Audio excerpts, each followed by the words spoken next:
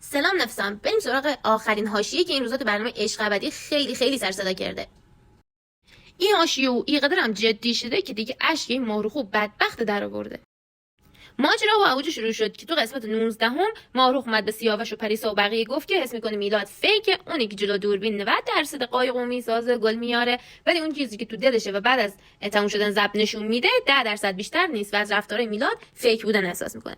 همینی که گفت مردم سریعا در صحنه بودن، با سرعت 90 تا زدن تو پیجش و دایرکتش ترکوندن که دختر تو چطور اینقدر دوست داره، چرا بهونه میاری، نکنه که تو میخوای کات کنی، و دایرکت این بدبخت سوراخ شد. که 1% فکر کنم که شاید ادا باشه، نقش باشه یا هر چیز دیگه ای، مهم نیست تا کی پیش بره، مهم اینه اون تایمی که هست واقعی باشه. مارخان که فداش بشن گوشیش بغل دستش لایو سری گرفت و جواب داد. بریم لایو ببینیم.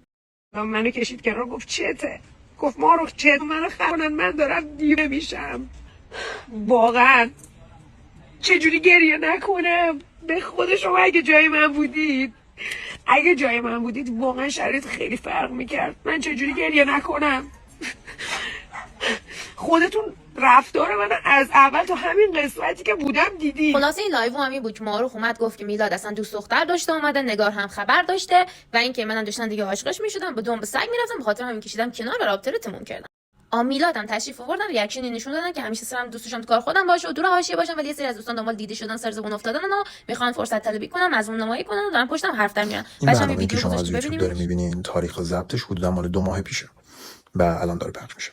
اون رفتاری که من اونجا داشتم ارائه میدادم تو اون زمان، من با شخصی خارج از جزیره تو رابطه نبودم. اما این چیزی که این دوست نه چندان محترممون داره بهش اشاره میکنه مربوط به الانه، نه 2 ماه پیش، نه تو برنامه، مربوط به الان داره میگه.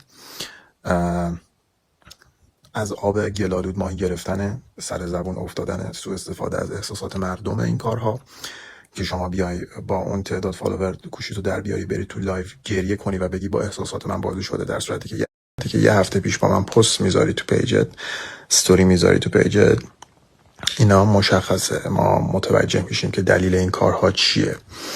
این کارهای دنیا جهان بخت کنه خیلی وقت تاریخش گذشته است و مردم میفهمن. نه ما میفهمیم. شما شخصیت خودت داری تو برنامه نشون میدی. بعد این داستان ماهرخ هم عصبی شد و اسکرین شاتای میلاد رو کرد که اصلا قشنگ معلومه که خودش هم قبول داره که دوست دختر داشته. عزیزم وقتی الان مشخص شده که ما داریم از همدیگه جدا میشیم و این حس به وجود اومده که حس تو الکی بوده و مشخص شده، همیشه مشکلی نداره گذاشتن این پیام. ذاتاً همه دارن مشخص میکنن که چی به چیه، کی به کی از هر قسمتی که پخش میشه دیگه. حتما توقع داری من خودم رو مثلا بخوام بیام خراب بکنم یا مثلا بگم اسکل بودم باهات کات کردم. توجهتون به پیام آخری چت میکنم، نوشته چرا باید پاک کنم، مگه چیزی رو اشتباه گفتم؟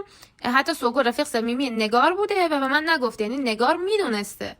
من میگم این نگار رو چرا، خب همه لازم غیرم میلاد، خب دوست بسر دوستش بوده دیگه. تو اسکرین شات‌های بعدی می‌بینیم، قسمت‌های بعدی هم حتی نوشته لج نمی‌کردیم، ما الان برنده بودیم و این داستانا، و وقتی که ماهرخ بهش میگه که بابا تو داشتی این کارا در میوردی، ادا در میوردی، اصلا منکر نمیشه. همینا برای بنده شک برانگیز بود و از اونجایی که خیلی فضولم می‌کردم ببینم کی چی کار میکنه، گشتیم دنبال دوست دخترش. واقعا دوست دخترش این صحنه رو دیدین، پشتی متکا گذاشتن، پشت مش دو با هم رفتن، مشکل نداشتی تو خواهر.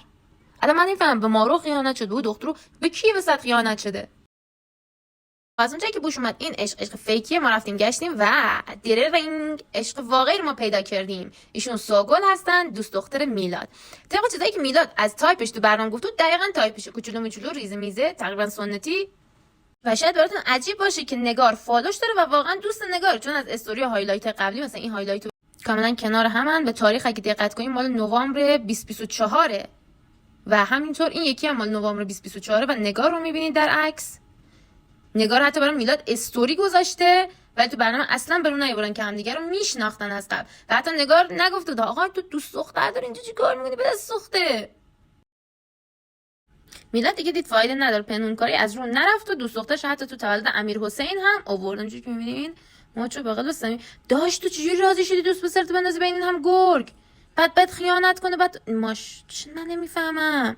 بعد اصلا چجوری میشه دختری راضی بشه دوست پسرش بره دل دختر دیگه بشکنه، باش لاس بزنه به خاطر برنامه، به خاطر هر چی. این ویدیو هم که میبینین سالها پیش برای هالووین با نگار جون هم استوری دارن و همینجوری که میبینین از قدیم کاملا با هم دوست بودن.